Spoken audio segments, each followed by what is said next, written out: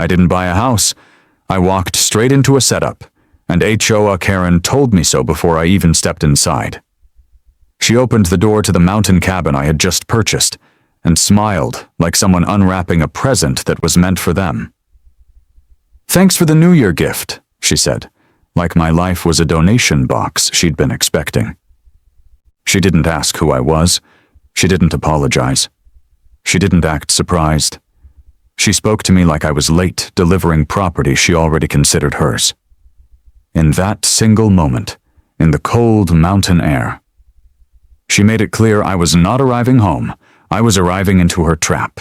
I was standing on my own porch holding the deed, but she was the one inside, warm, calm, and certain. There were lights on, a fire crackling, furniture I had never owned arranged like it had always lived there. I knew instantly this wasn't a paperwork mix-up or an awkward misunderstanding. This was deliberate. This was rehearsed. This was a system, and I had just walked into the middle of it. She didn't step aside nervously. She didn't explain herself like someone caught doing something wrong. She looked at me like a slow student interrupting her evening. There were folders stacked neatly on a small table behind her, names written by hand on each one, 4 or 5 at least. I didn't need to read them to understand what they were. They were records of people who'd arrived before me thinking they were homeowners too. That was when it stopped feeling like coincidence and started feeling like ritual, like she collected people the way other people collect antiques, and she was looking at me like I was simply the next item on the shelf. I didn't step inside. Every instinct in me said that the second I crossed that threshold, I wouldn't just be walking into the house.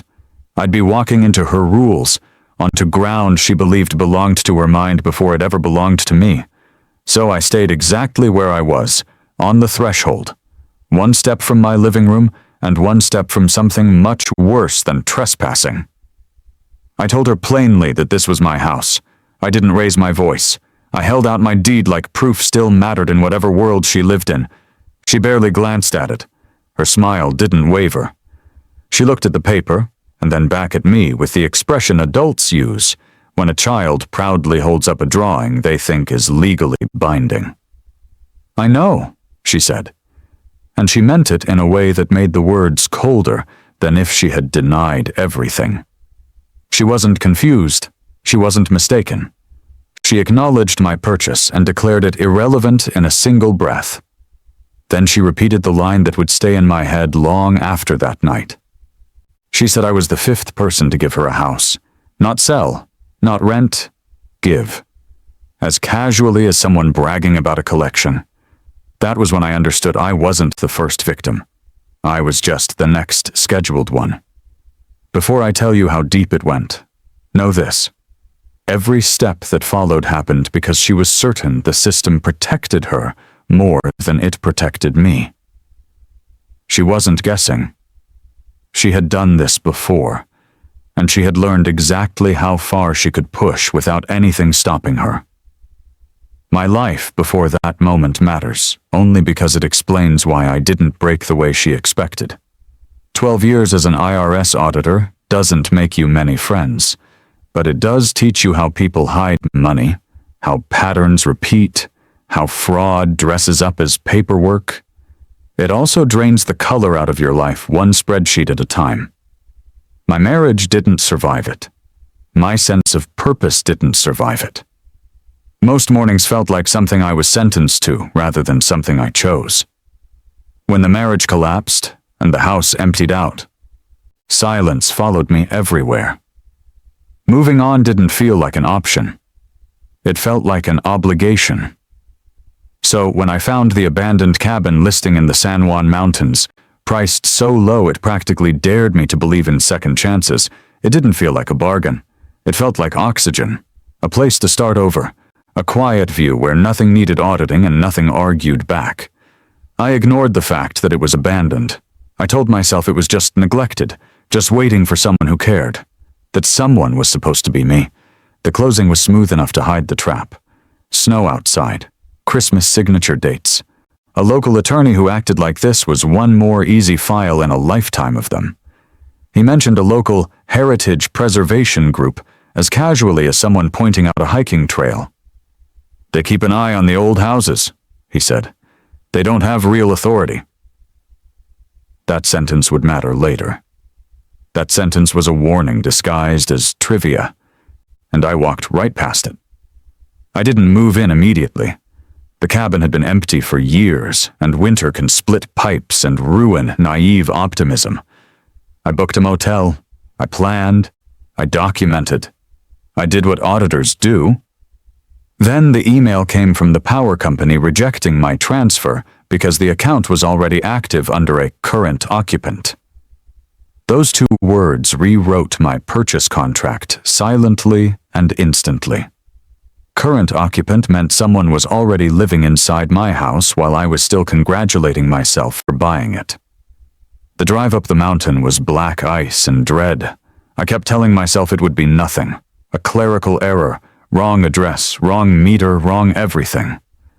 But when I turned onto my road and saw the glow in the windows, the smoke lifting from the chimney, the car in the driveway, every argument died. Someone was inside. Someone comfortable. Someone certain. Someone who had opened the door already smiling. HOA Karen did not open that door like a squatter. She opened it like a host, like the person who belonged, like the person who believed I was the intrusion. She even had tea in her hand. That detail mattered because it meant time had passed. This wasn't a panicked break-in. This was a residence. She didn't raise her voice. She didn't need to. Calm people are the ones who already know how the game works. She told me who she was, and she used the title chairwoman, like a weapon. Mountain Heritage Preservation Committee. It sounded official, designed to sound official. The way scams always dress themselves in language meant to anesthetize suspicion. Then she explained her version of the world, where abandoned homes do not belong to owners, but to self-appointed guardians like her. She said my house had been neglected, so she took responsibility. She said the law allowed her to apply for temporary stewardship before my closing date, and so she had. She had filed before the ink on my purchase was dry. She had electricity turned on before I had keys. She had built a narrative where I was not a buyer. I was an interruption. I called the sheriff. He came. He looked at both documents like a man reading two clocks that told different times and shrugged because the law had already tied his hands. Civil matter. Take it to court. Months. Maybe more. She stood behind the glass while he spoke to me outside, watching me hold a deed that apparently meant nothing in the face of the loophole she had learned to exploit. When the deputy left, she smiled again. Not thrilled, not taunting, certain. Certainty is worse than cruelty because it means this isn't a game to them. It's a job. I could have broken there. That was the point where the others did. But every year spent reading financial crime teaches the same lesson over and over again. People who lie on paper eventually leave the wrong pattern somewhere. You just have to be willing to look long enough. I stayed in the motel that night and didn't sleep. Not because of fear, because of clarity. I followed the money. That's when I realized she wasn't just hijacking homes. She was feeding a machine. It wasn't random that my car was vandalized the next morning with "Go Home Outsider" across the side. It wasn't random that the diner served me like a contagion. It wasn't random that the hardware store turned me away. It was pressure. Social isolation is a tool. She had turned the town into a weapon. She had also turned my attorney into a liability. His son worked for the exact company that magically appeared to buy distressed houses after her stewardship disputes drove people to give up. Suddenly, everything clicked. She filed. She occupied. She pressured. They bought cheap. They flipped high. Lives dissolved into profit margins. And she called it preservation. That was when fear ended. Not because I felt strong, because I felt done complying with the script she expected me to read from. I built dossiers. I collected every document. I spoke to Curtis, the former owner, and listened to him describe how his cabin, his marriage memories, his wife's ashes, and his peace of mind were all dismantled piece by piece until he physically could not stay there anymore. I got his emails, I got his reports, and I got the one sentence that exposed intent instead of accident. If you won't sell, I'll make sure the property has no value to anyone but me. That sentence removed every layer of disguise she had wrapped herself in. It was not heritage, it was not community, it was engineered ruin. So we filed everything: county, state, federal, real estate regulators, IRS whistleblower forms, motions to void stewardship on fraud grounds. Not rage, not chaos, precision. The same precision she thought only she possessed. The county moved first. Revocation. 72 hours to vacate. Enforcement authorized. The mask she loved wearing began to crack. She didn't retreat quietly. She ran straight to the public stage she trusted the most, the town. She called a meeting to portray herself as the guardian under attack by outsiders. She thought narrative alone could still save her. Unfortunately for her, narrative doesn't beat documents when both are present in the same room. The article hit the morning of her performance, timed like a spotlight. People walked into that town hall carrying phones full of proof instead of pride. She walked to the podium expecting applause, and instead met stillness, then questions, then victims standing, then her husband leaving without making eye contact. She tried to say she was protecting them. They stopped believing mid-sentence. That is what real collapse sounds like. Not screaming, not chaos. Silence while people stand up and walk away from you because they finally know who you are. The eviction happened without theater. She left before the sheriff forced her to. She left one note, insisting there would always be other houses and people like her. She was wrong. Laws changed because of her. Sanctions were issued. Her company dissolved. Her husband resigned in disgrace. She lost community, reputation, influence, and the illusion that she was untouchable. Curtis sent me a photograph of his younger self standing beside the half-built frame of the house where he had once imagined dying peacefully. I hung it beside my deed because both represented something taken back from someone who assumed they would never be challenged. The cabin stands, the garden grows, and HOA Karen is gone.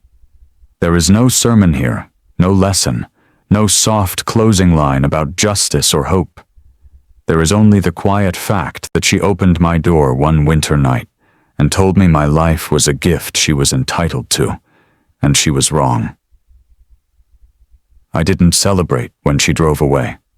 I stood in the doorway she once occupied and listened to the cabin breathe like it had been holding its air the entire time she was inside it. The silence wasn't peaceful. It was stunned, like the walls themselves were adjusting to the fact that HOA Karen was finally gone. She had walked through these rooms with certainty, rearranged the furniture, burned in the fireplace, and spoken like the house recognized her authority. Now she was gone, and there was nothing theatrical left behind. Just absence and the faint residue of someone who believed ownership was a personality trait instead of a legal fact.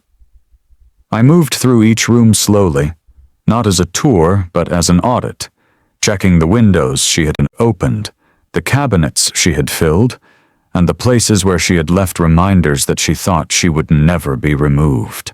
Her note was short and arrogant, telling me there would always be other houses and other people like her. But even arrogance leaves fingerprints, and hers were all over every tactic she used.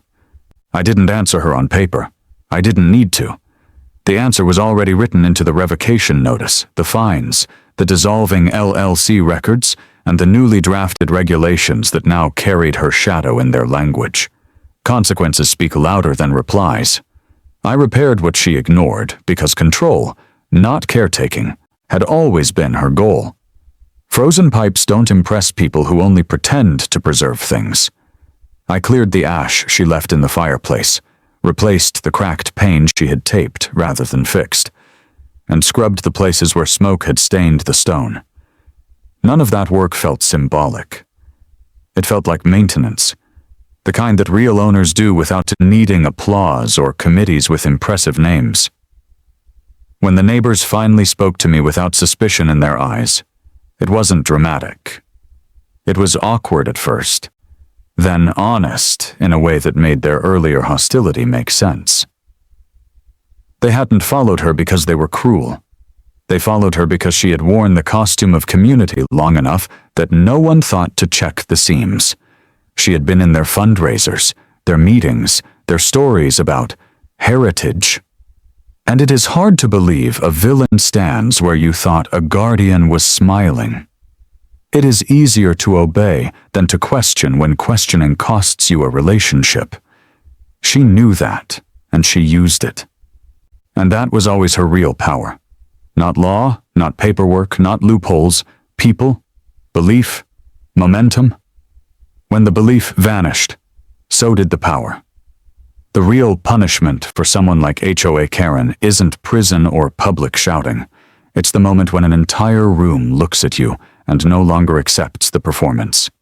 She felt that at the town hall. You could see it in the small tightening of her mouth when her practiced lines stopped working. You could hear it in the tremor she tried to smother when someone she once manipulated asked her a question she could not twist into praise. She lived on control the way some people live on oxygen. Take it away, and there is nothing left but quiet panic hidden behind proud posture. I kept every document, not out of paranoia, but out of habit. I know how systems forget if nobody keeps records. I know how memory gets soft around the edges unless something hard is nailed to it. The deed stayed framed on the wall, but beside it was Curtis's photograph. His handwriting on the back, steady in meaning even where the pen had wavered. That picture didn't say triumph. It said survival and the cost of it. He had walked away because he had been made to feel like staying was a burden on him and a favor to the world. She had convinced him neglect was his fault, even as she helped engineer it. That was always her favorite trick, to make people apologize while being robbed. I thought about him often when I worked on the house, tightening old bolts, replacing worn seals, staining the deck so the wood wouldn't dry and crack. It felt right that the place now asked ordinary things from me instead of defending itself from intrusion. The mountains didn't change for any of this. They stood exactly as they had when she was here, and when I first drove up the black road thinking I was about to start fresh. That was the strangest part. For all of her noise and paperwork and schemes, the world outside the windows didn't care. The ridges stayed. The snow fell. The wind traced the same lines across the drifts like nothing human could rewrite it. Control is a small illusion when you look at mountains long enough. I never turned the story into inspiration. I didn't need to. It didn't feel inspirational. It felt precise. Cause and effect. Pressure and response. She built a structure and believed nobody would ever know how to pull the right pieces out of it without collapsing themselves in the process. She was almost right. Almost. What she didn't plan for was someone whose whole career trained him to read the kind of patterns she hid behind polite language. She counted on panic. She counted on exhaustion. She counted on the kind of fatigue that makes people sell at a loss just to breathe again. She didn't count on someone who read stress the way other people read footnotes. In the end, she didn't lose because I was heroic. She lost because she had repeated her method so many times it became predictable. And predictable things can be mapped and dismantled. I didn't feel bigger than her. I felt persistent. That was enough. The town doesn't say her name often anymore, not because they forgot, but because they don't have to. It sits under new policies and quietly in long meetings where people now ask questions they never used to ask. Her shadow is still there, but it works for other people now. It stands beside their decisions and reminds them to check for conflict of interest, to read the statutes twice, to be suspicious of anyone who speaks too easily about protecting the community while gaining from its losses. That is what remains of her power. Not fear, caution. She would hate that more than anything. I still think about the first words she said to me, how casually she called my house a gift and placed herself as the natural recipient. There was no hesitation in her tone, no doubt no crack that suggested conscience might interfere. She believed it. That was the most important thing to understand. She believed she deserved what she took. People like her always do. That's why they speak about heritage and stewardship and preservation. They need a story that lets them sleep well in the houses they stole. I don't need that story. I sleep here because it is mine. Not symbolically, not morally, legally, practically, completely. She is gone. The system she used has been patched where she slipped through. The people she hurt have names again instead of being reduced to case numbers or previous occupants.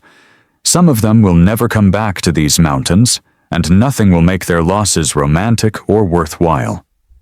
There is no balance sheet where human cost becomes profit for someone else's lesson. There is only the fact that she cannot do it again in the same way. Not here. Not now. That matters in a quiet, uncelebrated way. Winter left and returned, as it always does, without asking permission from anyone. The cabin held. The repairs stayed solid. The garden grew where Curtis once buried ashes, where grief and love had been layered into the same ground. I never turned it into a memorial. I just kept it alive. There is a difference between preserving pain and refusing to let it control the story forever. When snow presses against the windows and the world narrows to firelight and wood settling, I sometimes remember the first night I saw those same windows lit up from the outside and felt like a stranger staring into my own life. The difference now isn't comfort. It's ownership. The simple, unadorned truth of it. The house is not a stage anymore. It's not a battleground. It's just a house that went through something ugly because a person who loved control more than integrity decided it was available. And it wasn't. Not anymore. There is no grand final line here, no speech, no triumphant closing declaration. There is only the open door, the cold air, the quiet rooms that answer to no one but me, and the memory of HOA Karen standing exactly where I stand now, smiling like she had already won when she hadn't. I didn't pretend what happened made me stronger. It didn't turn me into some enlightened survivor with a slogan to sell. It simply forced me to see how thin the distance is between ownership and dispossession when someone like HOA Karen learns how to weaponize process, reputation, and patience. She didn't charge through doors or shout or break in the way people expect villains to announce themselves. She smiled, cited procedure, printed forms, collected signatures, and let the slow grind of pressure do the rest. That was always the part that made people underestimate her. She didn't look like chaos. She looked like order. By the time anyone realized that the order was something she manufactured to benefit herself, they were already tired, already isolated, already convinced the fight was more expensive than surrender. I refused to romanticize the fight because there was nothing romantic about it. It was long, technical, humiliating, and quiet. The kind of quiet where you watch strangers decide who you are based on a story crafted by someone who needs you to be the villain so they can keep calling themselves the guardian. That's what she did to me and to Curtis and to the others before us. She rewrote us into threats so she could feel like a savior while taking what we built. Even when her system collapsed, she clung to that identity, insisting she was protecting something sacred while standing ankle-deep in the damage she caused. The truth didn't change her. It just removed her audience. That is usually what happens with people like her. They don't suddenly understand. They just realize no one is listening anymore. The house stopped feeling like an argument. It stopped feeling like something I had to constantly prove belonged to me. One day I woke up and it was simply a place where I made coffee and repaired small things and looked at the horizon because it pleased me to do so. That is victory, not in the loud way people imagine, but in the way that erases tension from the walls. She wanted permanence and control. What she got was absence, and absence leaves a louder mark than any speech she could have given at her staged meetings. I don't think of her often, not because she doesn't deserve to be remembered for what she did, but because she doesn't deserve the space in my head she once occupied. Her legacy lives where it should, in regulatory language, in disciplinary records, in whispered warnings when someone else tries to start a committee that looks too much like hers. She taught this place how to recognize that tone, that certainty, that smile wrapped around a claim of stewardship that always somehow leads back to personal gain. That is where she remains, as a caution printed without her name in the margins of new laws. I still remember the feeling of standing on my own porch while she stood inside, thanking me for a gift I never intended to give. I remember the anger, but more importantly, I remember the precision that followed it. Anger burns fast. Precision takes patience. Precision is what she never prepared for. My life did not become perfect after she left. It became ordinary, which is exactly what she tried to take. She doesn't get credit for the repair, and she doesn't get power from the memory. She gets nothing. The cabin stands. The mountains remain indifferent. The story ends without applause, without lesson, without warmth extended in her direction. There is only the house I bought, the threshold I refused to cross on her terms, the documents that outlasted her performance, and the silence she once filled with confidence, and now does not. I didn't measure victory by court orders or signatures or the way people in town finally met my eyes again. Victory was the moment the house stopped feeling contested, when the rooms didn't echo with the memory of her voice or the threat sitting quietly behind her smiles. I walked through the hall one evening and realized I hadn't thought of HOA Karen all day, and that was the real ending of her influence. She had spent years constructing a system that revolved around her approval, her language, her presence, and it was gone not with shouting but with disuse. She had built something fragile disguised as power, something that needed constant attention and fear and reaction to survive. When it was exposed, and no one fed it anymore, it collapsed on its own weight. I repaired the last damaged board on the porch and didn't think of symbolism or closure. It was just wood that needed fixing, the kind of ordinary problem she had always pretended to care about, while quietly creating larger ones behind people's backs. Ordinary maintenance became the loudest answer to everything she represented. This place didn't need her protection. It needed to be left alone to belong to the person who actually owned it. The town moved on in the way communities always do, not with ceremony, but with habit. New arguments replaced old ones. New worries surfaced. Her name drifted out of common speech and remained only in the bureaucratic places she never expected to live, attached to policies that exist to stop anyone from rebuilding her methods. That is the final humiliation for someone like her, to become a warning label rather than a leader. She wanted admiration.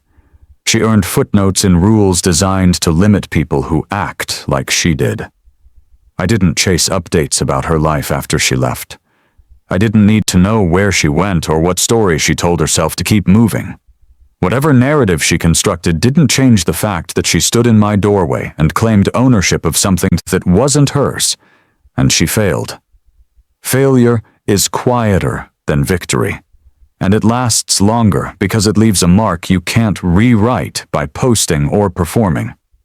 She learned that in front of her own community when they stopped believing the script she'd used for years.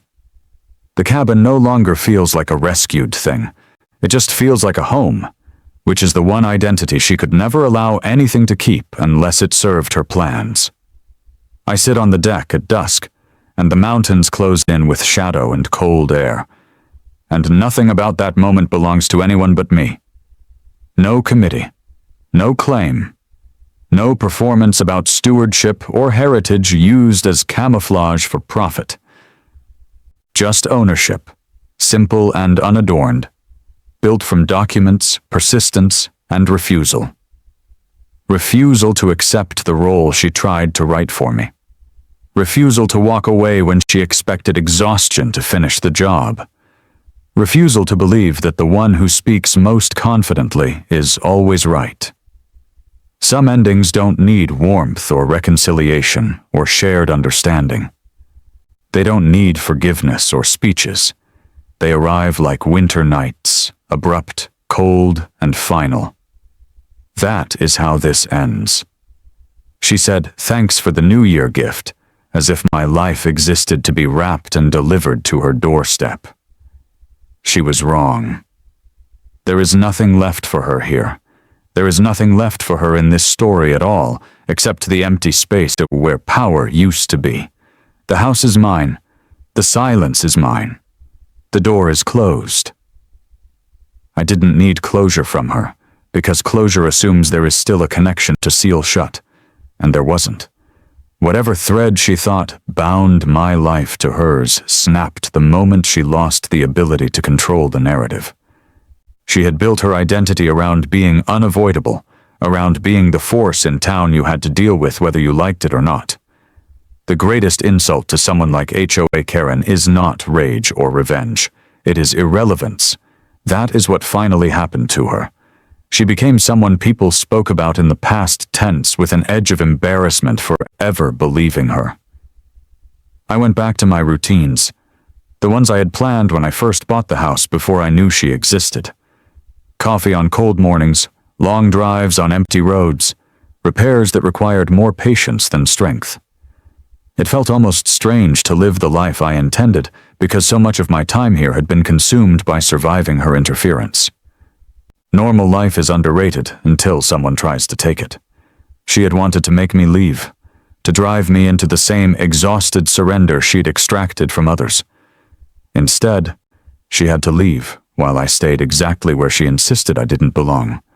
That is its own final sentence, delivered without a judge or a crowd, written simply in geography. She is gone. I am here. The house stands. The end arrives not with applause, but with the soft sound of nothing pressing against you anymore. Even the anger faded because anger requires attention, and she no longer deserved that energy. The documents are filed. The laws are changed. The people she hurt know the truth. There is nothing left for me to pursue or prove. The cabin sits steady in the mountains, indifferent to everything humans tried to stage within its walls, and I live in it without looking over my shoulder for someone who believes paperwork makes them a monarch. That is the cold end she earned. Not drama, not spectacle. Just being finished and being replaced by silence that doesn't remember her, kindly or at all. She once stood in this doorway and called my home a gift meant for her. Now there is no audience for that line, no belief to sustain it, no system left untouched enough for her to exploit the same way again. She thought she was inevitable. She wasn't. She was a problem with a solution, and the solution already happened. All that remains is ordinary life and a locked door that answers to me alone. I didn't rewrite the past to make myself look brave. The truth is simpler and less dramatic. I stayed because leaving would have meant agreeing with the version of reality HOA Karen tried to hand me. She wanted me to see myself the way she described me to others, as an intruder, a developer, a problem that needed to be corrected by her presence. Refusing to leave was not defiance for its own sake. It was refusal to participate in her story. She had written roles for everyone around her for years, protectors, enemies, victims, grateful followers, and she expected me to step neatly into the next empty space in that script. I didn't. That was what ruined it for her. Systems built on control don't handle non-compliance well, especially quiet non-compliance. I didn't shout or threaten. I documented. I waited. I followed processes she thought she owned and turned them back toward the truth she tried to bury under committees and language about heritage. She built a maze and forgot that someone else might learn how to read it from above. The house itself doesn't hold drama anymore. Its floors creak because they're old, not because someone is pacing while plotting ownership games. The windows frame the mountains instead of conflict. I repaired what needed fixing and left the rest alone. A house doesn't need to carry symbolism for it to matter. It just needs to be lived in by the person who actually owns it. That was the one outcome she never considered, that someone would simply stay, legally, stubbornly, patiently, until she had nowhere left to stand. People sometimes ask whether I miss the life I had before any of this started. I don't. Not because this replaced it with something grand, but because that life is gone by its own timeline. Divorce, exhaustion, paperwork years, they ended before this battle ever began. This wasn't a redemption arc, it was a correction. I didn't need to become someone new. I needed to stop letting someone else pretend they had the authority to decide what my future looked like. HOA Karen believed authority came from how confidently she spoke and how many people accepted her version of events without checking. Real authority came from something much quieter: records, law, and the simple persistence of not leaving when you are right. She never understood that, and never will. Understanding was never her interest. Control was. Now she has none here, not in the town, not in this house, not in the story. That is the end she earned, not ruin, not flames, just removal, and the long, unremarkable stretch of being finished. The mountains look exactly the same as the first day I drove up the icy road, believing I was buying solitude. I have it now, not as escape, but as reality. The door closes. The stove clicks. Snow slides off the roof in winter. Nothing announces victory. It just continues without her. I didn't go looking for a moment where everything felt wrapped up and cinematic, because life rarely gives those, and this story didn't deserve one anyway. What happened here was never about destiny or dramatic crescendos. It was about someone who believed rules were props she could rearrange, and someone else who refused to let her keep doing it. That's all. People like HOA Karen survive on spectacle, on confrontation, on scenes where they get to stand at the center and speak while everyone else reacts. The final insult to that personality type is a conclusion with no stage, no audience, no need for their voice at all. That's what this ending became. She left. The town adjusted. The house stayed mine. Nothing exploded. Nothing burned. Everything just kept going without her. The absence became normal, and that normality was the one thing she could never manufacture or control. Sometimes, on winter nights when wind grinds across the ridge and the chimney hums low, I remember the exact sound of her saying, "Thanks for the New Year gift," like it was a punchline I had set up for her benefit. It doesn't hurt now. It just sounds ridiculous, like a line from a performance that closed a long time ago while the building itself stayed standing. She spoke like my life was wrapped for her convenience. She believed it. Belief doesn't make something true. It just makes it dangerous when nobody pushes back. I did. Not loudly, not dramatically, but completely. That's why she's gone. I don't need to imagine what she tells herself about it. People like her never see themselves as the villain because they redefine the words until they fit. That doesn't change outcomes. Paperwork was rewritten, policies changed, reputations corrected. The system she balance beamed across finally noticed the pressure points she'd been using and reinforced them. She built her influence on cracks. Those cracks are sealed now. I walk through my house and it doesn't feel like a victory monument. It feels like a house, with floors that need sweeping and pipes that need attention when the temperature drops below zero. That ordinary responsibility is the opposite of her fantasy about ownership as entitlement. Real ownership is quiet, ongoing, and often inconvenient. She never wanted that. She wanted consequence-free control. The ability to enter and dominate, then leave others with the cost. That story is finished here. Finished in law, in memory, in practice. I don't think about what she's doing now because it doesn't matter. She doesn't live in my head, my house, or this community anymore. She lives in a file of examples used to explain why safeguards exist. That is where her name belongs, and that is where it stays. The mountains outside don't care about any of this, and that truth is oddly comforting. They were here before she learned to manipulate statutes, and they'll be here long after anyone remembers the sound of her voice. I sit inside my own walls, heat ticking through the vents in winter, cool air drifting through the open door in summer, and nothing in that simple rhythm connects to her anymore. That is the total victory she can never undo. It isn't loud. It isn't cinematic. It is cold and final and real.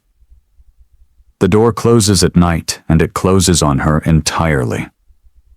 There is nothing else to say. I didn't buy a house. I walked straight into a setup.